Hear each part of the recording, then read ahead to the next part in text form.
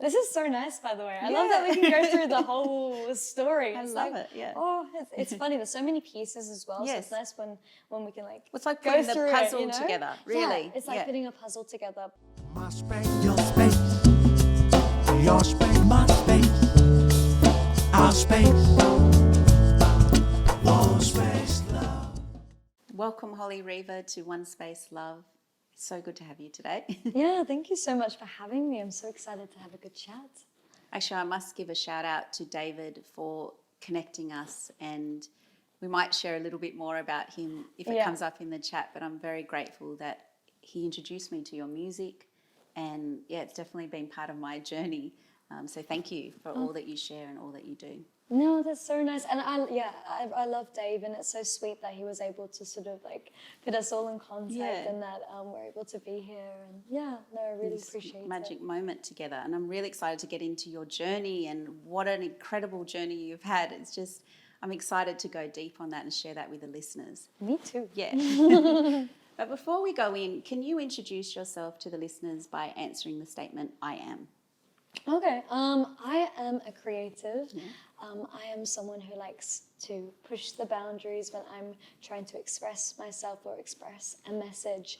So yeah, I would say I'm a creative as an overall umbrella of who I am. And it really comes out in how you present yourself, your music, from the production, everything. It's you seem like a real creative soul that is loving what she's doing. So take me back. Was this something you always knew within you, that you had a gift that you wanted to share through music? Yeah, absolutely. As soon as I knew that being able to be like a singer and then later a songwriter, but as soon as I knew that that was actually a job that you could do, I was like, at 6 years old, this is exactly what I want to do, and this is exactly how I want to live. And that was, it's quite funny. When I was going to acting school when I was tiny, there was this play where each student could say what they wanted to be when they grew up. And when they got to me, I was so stubborn. They were like, okay, Holly, what would you like to be? And I said, a singer.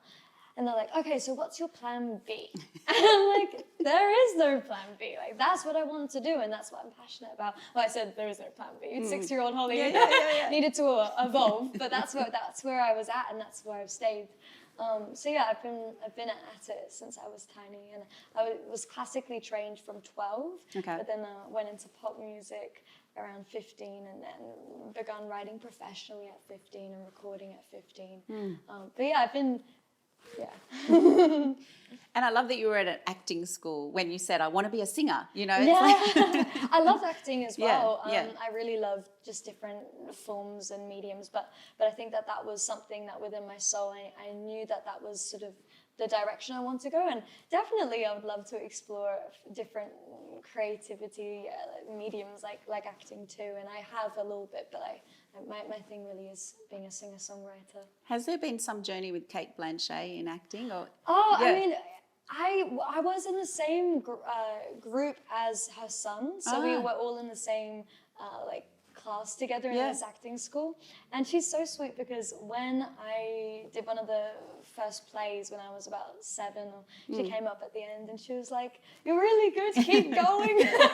You're like, "But I want to be a singer." No, I was like, I really appreciated that, and that it is something that I also, surprisingly enough, I love musical theatre as well. Not necessarily to be my full career path, but as an angle as well. So I really love acting too. So I really appreciated that. I was like, oh, so sweet. Oh, so Kate Blanchett. I love her. She's amazing.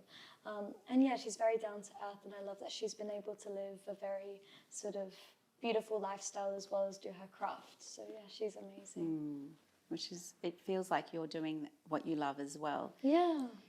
Knowing at a very young age that I want to be a singer. I at a very young age, I was like, I'm going to be a fashion designer. And amazing. It's, just having that knowing.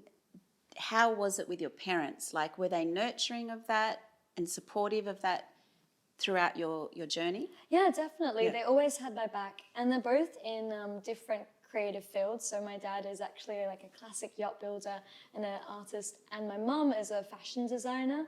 So I've always been around different sort of creative hubs, but they both weren't in the music industry.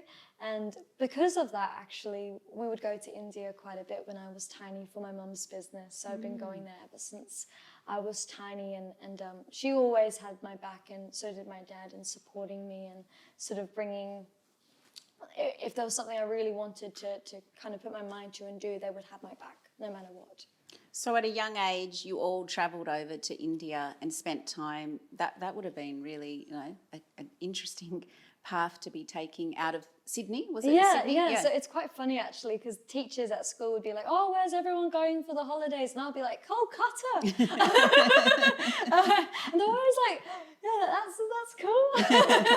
But yeah, I was always going to Kolkata, so sort of living in Australia, but spending months of time in India doing homeschooling online, but then going to physical school when back in Australia. And my mum's side of the family are English as well, so I would go to the UK quite a bit too. But yeah, India was such and is such a huge part of my life and part of my makeup and part of who I am, and being able to have been brought up between the two has really impacted me.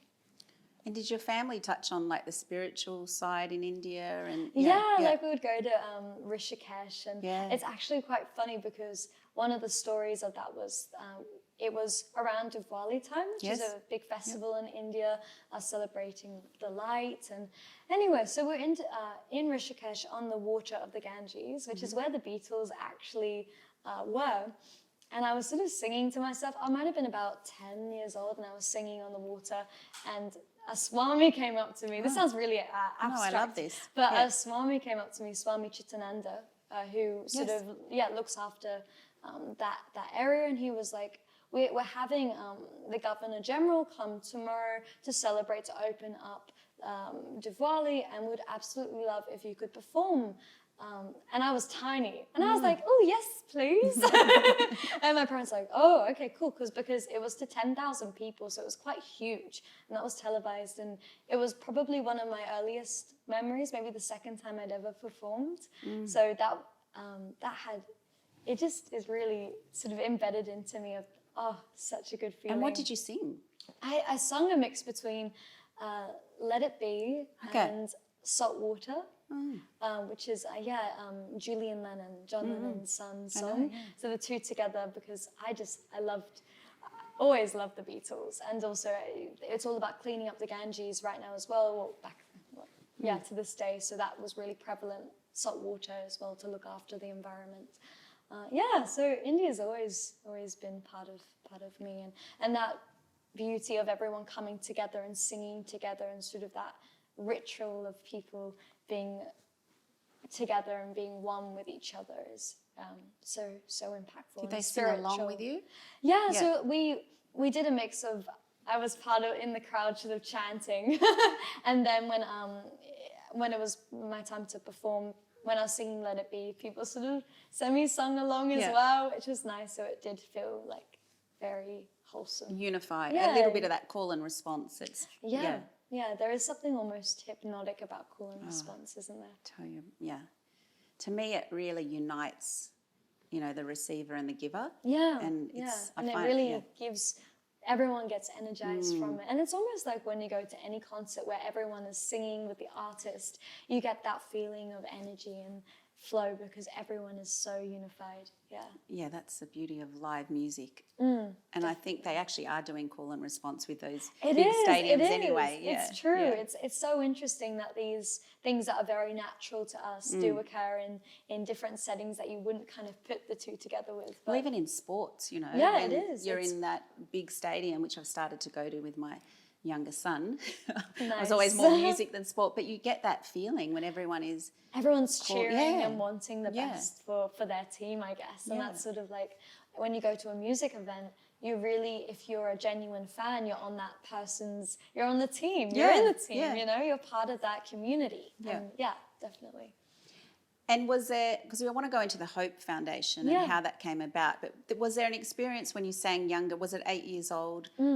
So we, as a family, were really always doing work with the Hope Foundation, which is a charity in India that provides education and opened up hospitals around Kolkata and India as well, because if you don't have a birth certificate, which costs a few cents, you can't actually get any help. Like when I was tiny, I saw a lady kind of giving birth on the foot of a hospital, and they wouldn't let her in because she didn't have a birth certificate. So that's something that the Hope Foundation really strive for, providing that to people. So my first performance was for the Hope Foundation in Kolkata, which was to 6,000 people to raise awareness for the Hope Foundation. And I loved it. And just that moment, that was the moment where I was like, yes, I'm on the right path and this is what I want to do. And even like, it was a big stage in Science City, and Dad was holding me back by the arms because I was like, I want to come, I'm going on stage.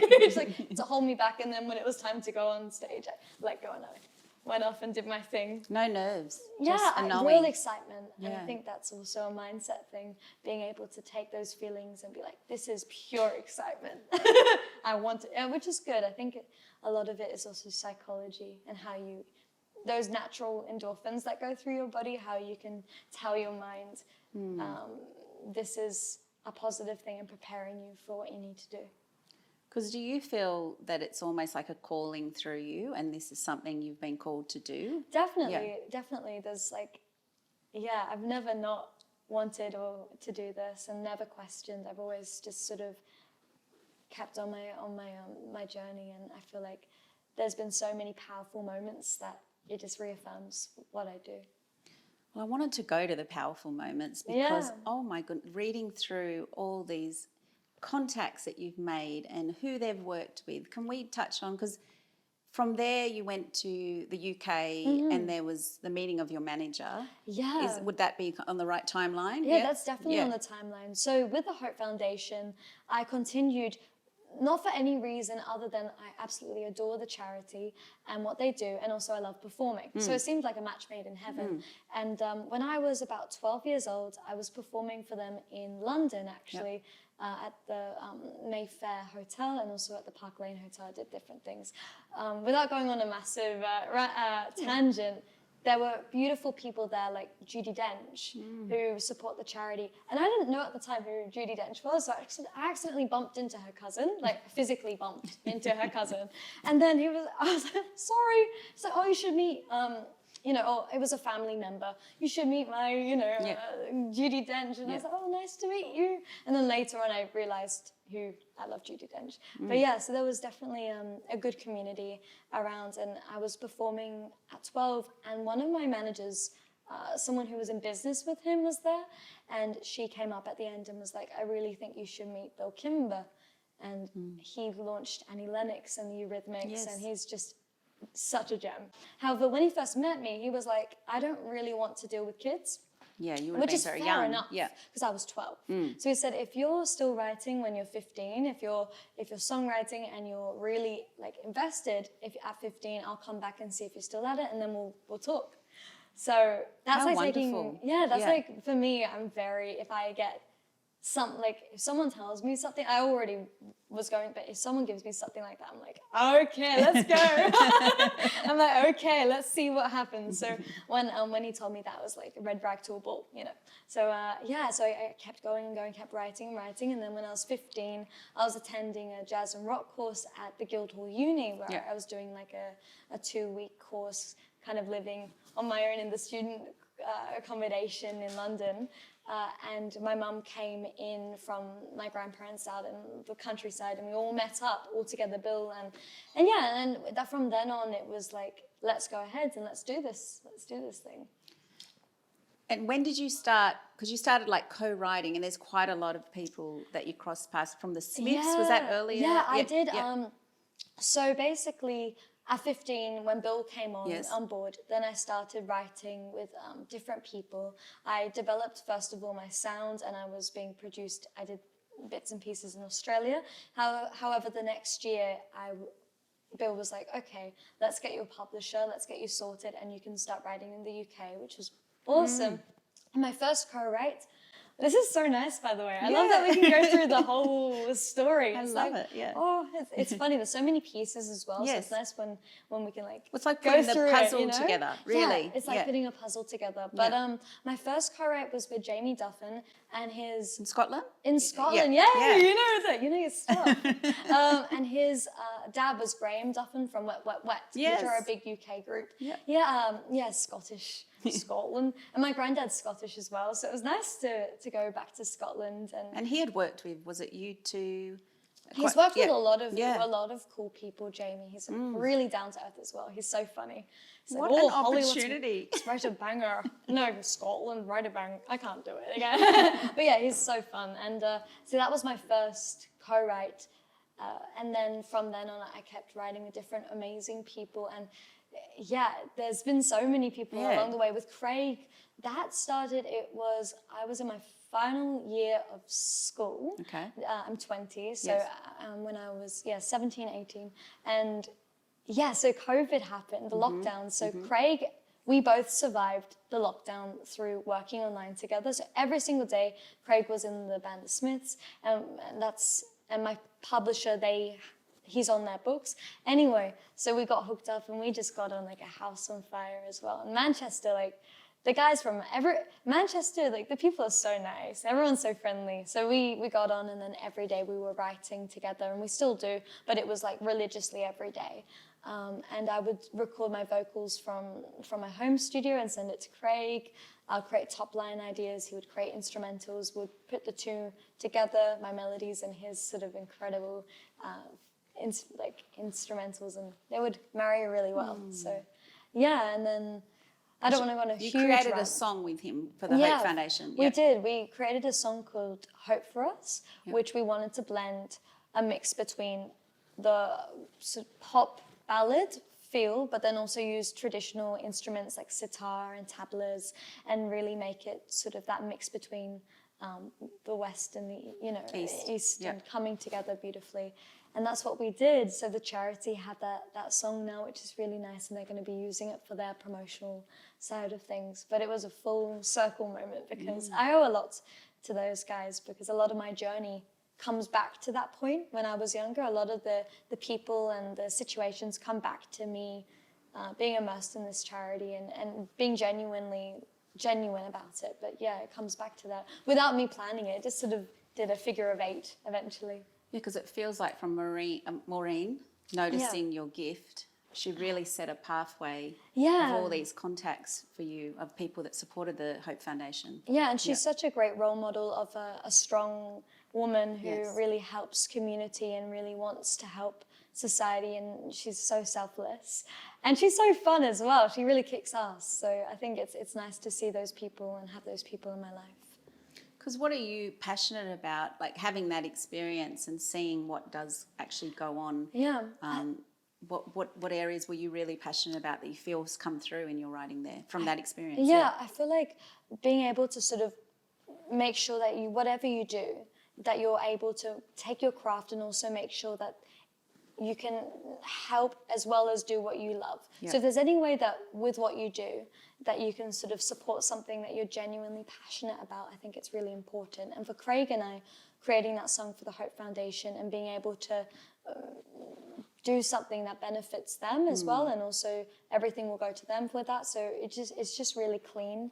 I've also done work with the Starlight Foundation as well. I've written a book, which is Baby Koala Goes to Hospital, which is this children's book. And that was also a similar situation where I've been going to the Starlight Foundation since I was tiny, and my mum would go into the different hospitals and do a bit of music therapy. And having done performances when I was tiny with my little ukulele, it was just nice to, again, honor the fact that was part of my journey, and I can do something creatively to help them as well.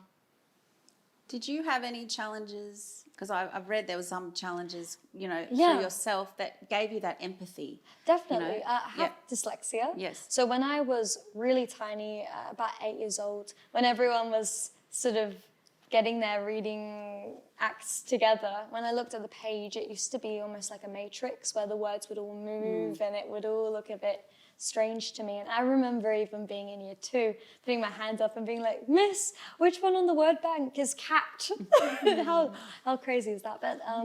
But then through You're not alone, really. through practice and through help. There was different ways that we can discuss as well. But eventually, by the end of school, I was doing Extension 2 English and topped Extension 2 English. But I literally went from the base camp, like really at the bottom when it came to being able to read and write and to being able to kind of I feel like that's a metaphor for me in general as well. When I know what's required and I know what I want to do, I'm very focused at getting it. And I think that's part of my journey also has made me like that with everything, I guess. But it was hard. It was really, really hard. Yeah, and just to have that capacity to understand overcoming challenges, but still pursuing where you want to go. Was there some like mentors or tools that came along to help you? Definitely. And like you just said, it also makes you appreciate language, I think, as well. Yes. When you can fully understand and be able to articulate after having not really have been able to put pen to paper. When I finally could, it was like a vault had unlocked and it was like, I need to write down everything because there was so much that was just waiting to be put down. And that's why songwriting also attracts me so much, because it's something that I wouldn't have been able to have done, 10 years ago. Yeah, exactly. But yeah, there was lots of different ways that worked for me. Feldenkrais was one that really helped me, which is a German way of unlocking certain movements, unlocking the brain that helps rewire your brain. It's quite common in Germany. They have a lot of Feldenkrais in all the hospitals. In Australia, it's not very well known, but there was a lady who kind of specialized in that who helped me, and that was just one of the greatest things. Because if you've got dyslexia, often it comes hand in hand with something called retain reflexes, which means certain areas of the brain need to be unlocked, and these movements help unlock those areas of the brain that might have been skipped through development. And then that really helped, because sometimes it's also rewiring the brain and being able to sort of unlock that part also helps you comprehend and take things in. Whereas if you just do the sort of programs, it helps, but if your mind isn't open to that, it can be a lot harder. And it's always good to also, if there's someone that you can see that has that problem, to get onto it when they're about really young as possible, because the younger they are, the easier it is to rewire the brain. If there's someone that has dyslexia, the biggest thing you can do is sort of see what they are really good at and really nurture that and nurture that creativity. Because sometimes when there's in schools, when you're you're sort of lagging behind, it can be quite isolating. So it's important to nurture the parts that are good, because it makes you feel it makes you feel self-worth and makes you feel good enough. And I think that's a huge part of my journey that made me where I am, because I felt good enough. Whereas if I didn't have that creative part, I think I would have felt very differently. And I owe it to my family as well for never making me feel odd or different or strange. Because I was always social. I was always really social with people. So everything looked fine until it was like pen to paper. You know what I mean? Because I could communicate well, but it was just the other. But you can get through it and you can come out the other side on top of the pyramid. And such an important point for the youth, especially going through high school, feeling that worthiness is a big one. And when you can really start to find what is it you're passionate about, what are you good at, because we don't all fit into the box at school. The education is laying out. And often the things that are sometimes left of field can bring you, the other side can come really strongly from it. Even with, writing music or playing the piano, it unlocks certain parts of your brain. So these creative ways of working things can actually help everything. And tell us now the songwriting process. Yeah. So once you're getting older, you're starting to work with these reflexes and unlock. What was your creative process for songwriting? Was it pen to paper? With everyone, it depends on the collaboration. If I'm on my own, I'll sit on the piano, I'll figure out a progression that I'm interested in writing in, different chord progressions that I think will trigger an emotion. And then I like to almost do a self-therapy where I think about what's been going on in my life, or what have I seen, or my friends, or what's something that is really important that I need to express. When I have the message and I have the progression, the top line comes quite naturally to me, and I love to be able to sort of let it channel through in a way, because often I don't overthink it. I let it sort of seep through, and once it comes through, then it becomes really easy to sort of just get this song into a good shape. And after having channeled through the song and get it all sorted, then producing it up and laying all the different tracks down to be able to people be able to hear it at its full glory. I guess. But with different collaborations, it's different. Like with some, I always come in with ideas. I come in with maybe like a chorus idea or a verse chorus idea on the piano, and then it can go in a completely different area. Some people prefer to come up with an instrumental and I create a top line. Others come in with a lyric idea and I evolve that. So it depends. Because I saw that you'd worked with Terry MacArthur, and that started at a young age. How did that path happen for you? Yeah. From the yoga scene, actually, because my family are brilliant and they do their fun, unusual bits and pieces. And Terry was going to City Yoga, and my parents met him, and in the end he heard about what I do, and it was a match made in heaven. We started writing together, and he had some beautiful poetry, and we were able to sort of, he's got such beautiful work, and I was able to sort of do my twist on it. So that's a beautiful collaboration. Because to explain, Terry is an amazing poet and spoken word artist, isn't he? Yes, as well as many other things. We crossed paths when I was doing events, and a lot of the wellness industry would come to those events. And so you talk about, letting the creativity flow through you, and almost, you mentioned like the words of being a channel to let it flow through you. Did that come from your parents' journey through yoga and spirituality? Like, was there something, the seeds that dropped in you then on that path? Yeah, definitely. Being able to sort of stop and feel that you are in a physical body and breathe and allow yourself to sort of take your head out of the picture and allow yourself just to feel is such a huge part of songwriting, because if you go into a heady space, I feel like you can't really access that core of what the song should be. So when you allow yourself, even with meditation, if you allow yourself just to meditate for a few minutes and then go into the session, you're so much clearer, and it's less about you as well. Completely. Because it's so easy as people, like everyone does it. It's so easy to get so like fixated in your mind, but then if you let yourself stop for a minute and smell the roses, you can take more in,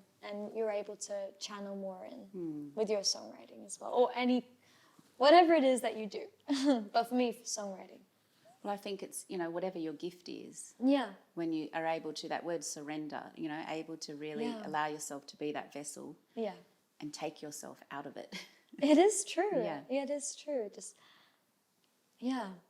and it's nice when you're able to sort of feel into the song, and you're no longer sort of just, I find it so interesting that sometimes, you can see people getting up there doing their thing, but then if you look into what the song is about and what are you serving, what are you trying to say, what is the message of the song, I think serving the song is the biggest thing as an artist you can do. And being a messenger. Through your craft. Because I've been working a lot with David at the moment, and just even doing his meditation of the grounding and the heart meditation has really made a difference to be in your body, in the present moment. Definitely, and being open and receptive to ideas. Definitely.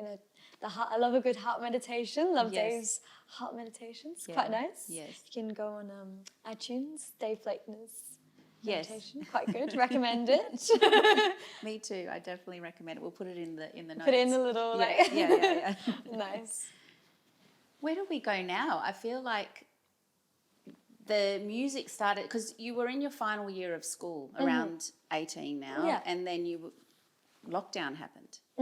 And so you would have been co-writing online, and then you released your first music. So last year I released my first piece of product because I'd been writing with people for 5 years, being able to develop my sound and my craft. And then due to the different lockdowns, I needed to wait a little bit. So last year was the first time I was able to release. And that was huge. That was great. It was amazing to finally be able to put a piece of my soul out there, and we had great response. I was able to go on the BBC and perform on the BBC and perform in America and LA, and that all came from that first release, From a Memory, that's EP, and it really helped. And for this year, it allowed me to be able to be where I'm at and what I'm doing now. Yeah, I really. Well, let's go into the EP, A Memory. Yeah. What is that song storytelling for you, the message? Yeah, so it's an EP of different songs. The song A Memory was actually written on Zoom, and it was written with this great collaborator, Bertie, James Birt, and he works with Mimi Webb and quite a few, Rowan Keating, quite a few UK acts.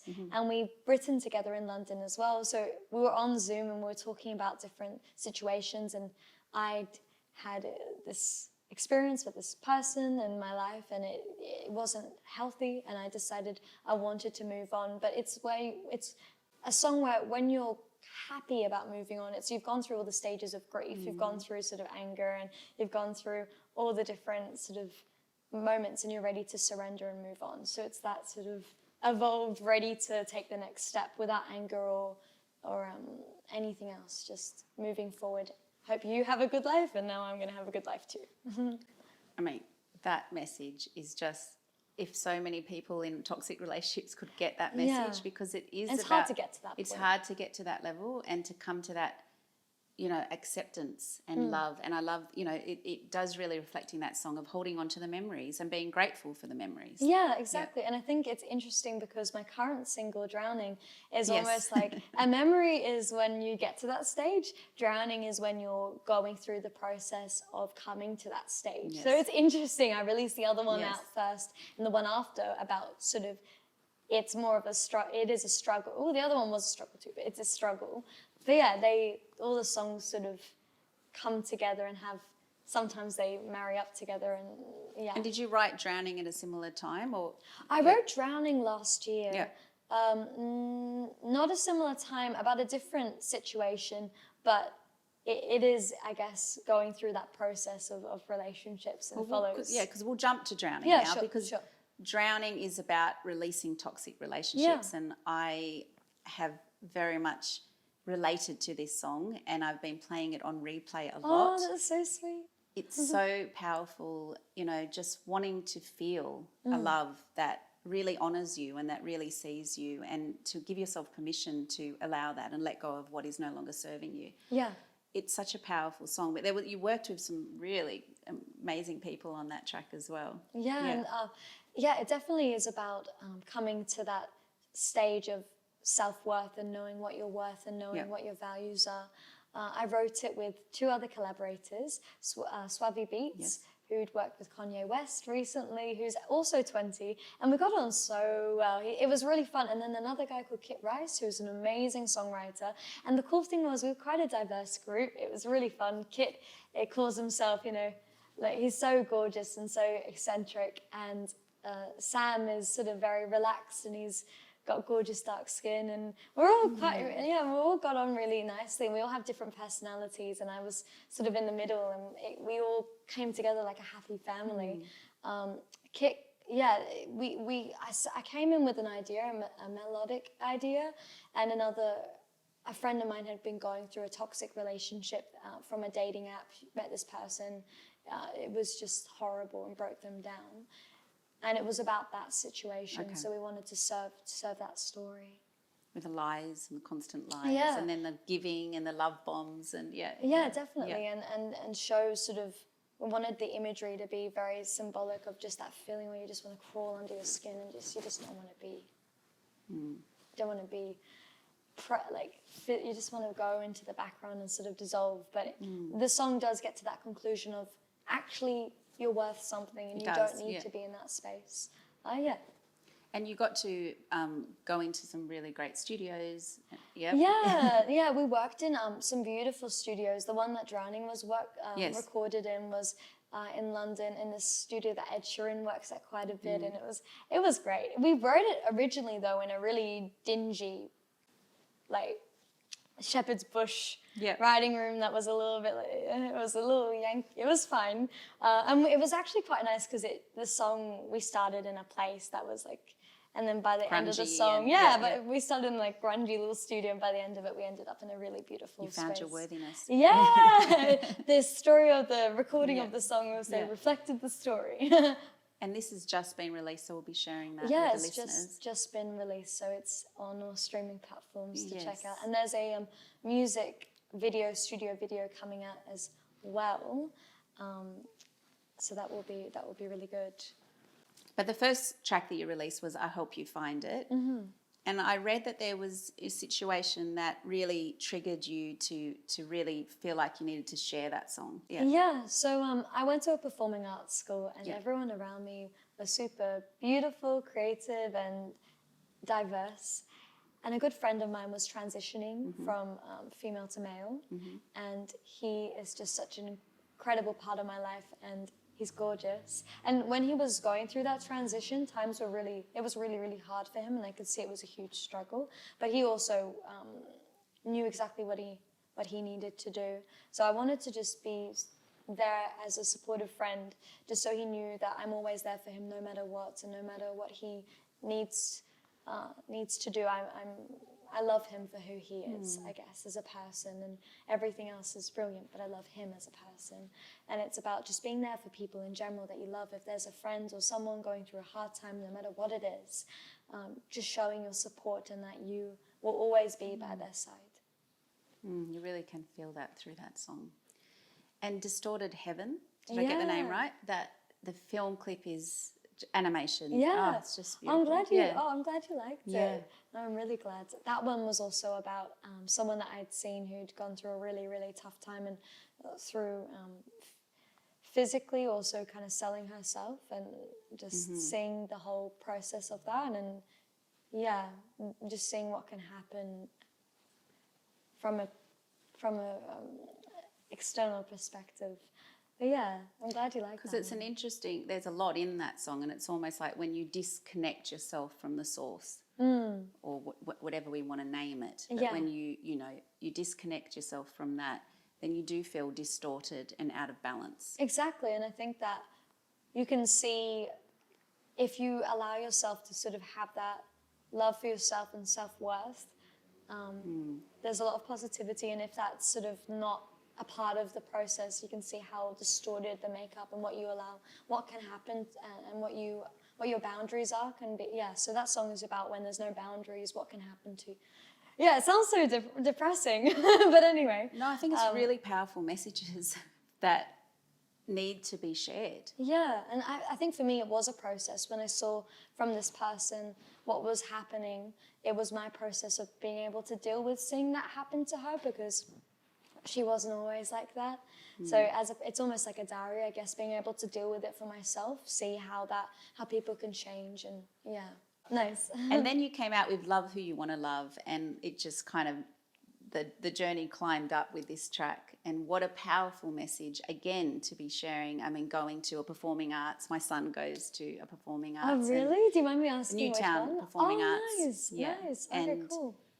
it's so eccentric, all the children expressing themselves. Yeah. And it is a beautiful message to share, like just love who you want to love. And what a fun film clip as well. So take us through that journey. Absolutely. When you just said that as well with the performing arts school, I remember I went to a Catholic girls' school before that. Okay. And academically, it was really good. It helped me along. But then when I got to around year 9, I really wanted to be around people that were like-minded, and the other girls were really lovely too. But I wanted to be around more. No, I understand. Yeah. So then I remember my first day not knowing what to expect, and I remember we all sat down for the first lesson, and the teacher marked the roll, and then she was like, "Okay, does anyone have anything they would like to say?" And one boy put his thumb up, and he went, "Miss," and the teacher was like, "Yes." And he went, "I'm gay." And it was like the funniest thing, because I'd never seen, because I went from a Catholic girls' school where, you said the Lord's Prayer in the morning and the whole thing. So I was like, oh, this is great. So this is so fun. So everyone was just so fun, buoyant, so much fun. And yeah, that was sort of my introduction to the performing arts school.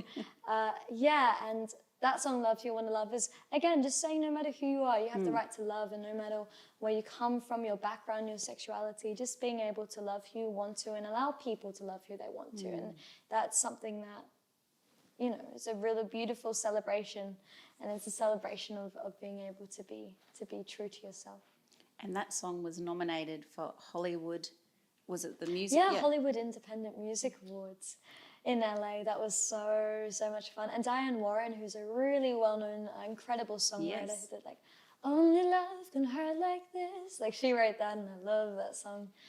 And yeah, so that was so cool, and she presented it, and yeah, it's funny actually, because this outfit I wore for the music video of Love You Wanna Love, which is quite funny. But yeah, so yeah, it was beautiful to be able to go to the States and work in the States and write music over there with some well-known people, and just to really feel the different, because I'd written in London a lot, but then when that happened, I was able to visit America and see what America was like for music. Was there some experiences there that you want to share with us? Anything? Yeah. Yeah, I worked. It's funny. I worked with this incredible guy called David Glass. Okay. And he wrote the Whistle Song with Flo Rida, and he wrote stuff for Christina Aguilera. But he's actually originally from the UK, so it was just such a fun vibe. And the first session, he ordered donuts into the session, which is so funny because I feel like that's just such a thing that would only happen in America. Yeah. Like, because they're like, it's a lot. I mean, he's English, but he had all these his assistants were all, you know, American. He's like, all right, lads, it's time for donuts. I'm like, oh my gosh. And he's like, I've been here for too long. No. But yeah, it's. I feel like America's got such a buzz, and I do like the States, and I love the UK. I think, yeah, they're different, but I enjoy both. Yeah, was there any challenge being there? Or? You can just see there's quite a bit of homelessness in LA. But the writing was amazing. The people I worked with were awesome. The excitement and energy and buzz and just the passion is great there. So I really, Well, I think we'll now talk about what's emerging for you, and have you got some tours coming up or new music? Yeah, so next year I'm going to be doing festivals in the UK, which I'm so excited about. I can't wait. And I'll be releasing information on socials specifically for which ones. Okay. So if you follow me on all my socials, you'll see I'm going to drip feed which festivals, etc. But I'm so excited. I'm also going to be working in the UK in January and releasing another single around that time period as well. So next year has some awesome different, and there's a few other projects, but it's all on the lay low at the moment. So I'll slowly be drip feeding that out. But yeah, there are some cool I feel like things. there's an artist you're going to support or work with. Yeah, there are some cool opportunities popping up like that. So I will. So exciting. I know, I'm so excited. We have to have you back on. Yeah, I'd love to. No, it's been so nice talking to you and going through the process and the journey. Oh, it's been such a pleasure having you today, and I don't want to take more of your time, but I feel like we can keep talking for hours. I know, we could just keep talking. Over a cup of tea in the bathhouse. Yeah, literally. I like to just end up and wrap up the session together and just explain what is love to you, because we are on the OneSpaceLove Session. Yeah, ooh, so much love. Yeah. Love is being able to be open and be able to sort of fully put aside any ego or negativity and just be so in your body and optimistic and just do what you love, even if it means going to the beach, if that's a joy, whatever your joy is, following it and being true to yourself. Thank you.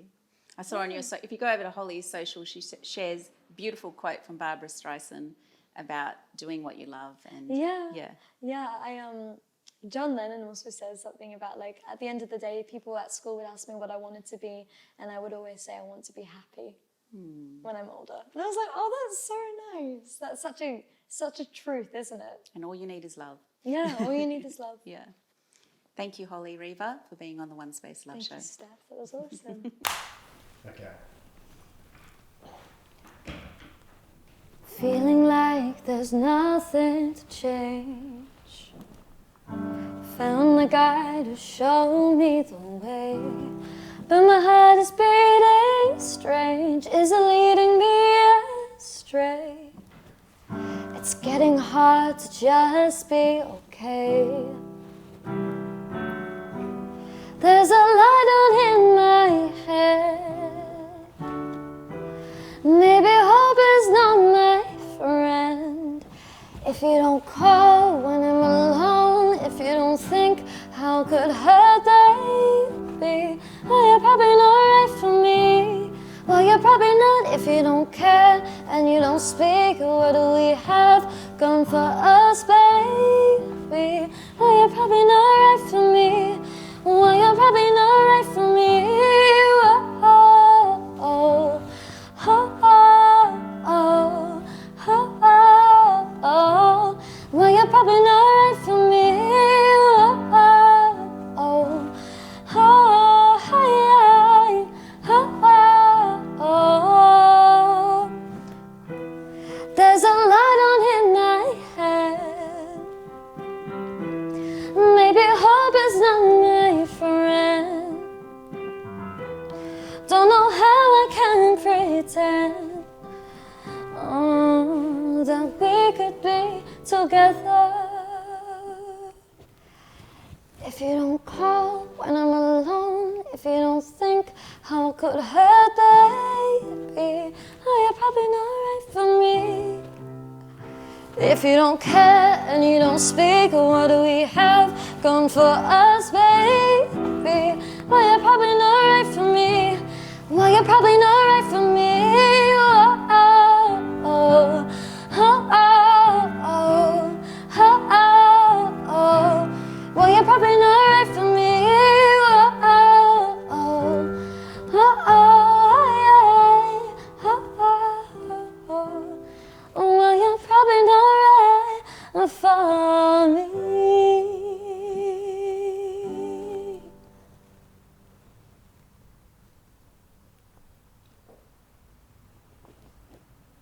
Oh, oh, well, you're probably not right for me. Oh, oh,